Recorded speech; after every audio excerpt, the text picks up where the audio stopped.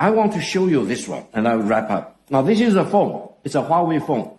It's all chips, all made in China, but it has one function that the Americans never will have.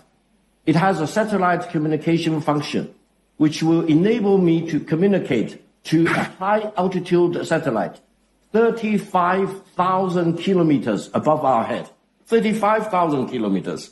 It's not like the SpaceX, which communicates with low-orbit satellite, 350 kilometers. What does that mean? And this is a civilian-use phone. You do not see any extruded antenna in it. It's just a normal phone. This is for civilian use. The Americans will never have this technology because China has the proprietary technology of communicating 35,000 kilometers above your warhead. What does it mean? China wants to embrace peace, but in case of war, the lower orbit satellites will be destroyed. And the high altitude satellites may have greater opportunity or likelihood of remaining intact. That means in times of real war or a world war, you can communicate with this phone with anyone else in the world after everything is destroyed, after low orbit satellites will be destroyed. That's why I always say inevitability of peace between China and the United States. China has developed enough proprietary technologies to be way ahead of the United States. And the fact that the newly launched aircraft carrier, Fujian, which has the electromagnetic catapult system, is amazing. President Trump said the American version of the electromagnetic system does not work. He wants to go back to the steam catapult system. Now, let me tell you, the electromagnetic catapult system for the aircraft launcher is the only real viable solution.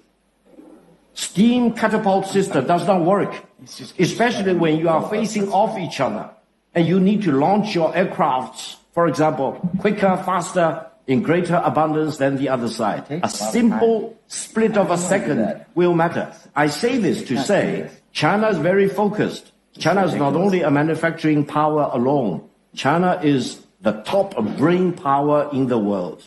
And in this regard, we've learned a lot from Britain, for example, for many years.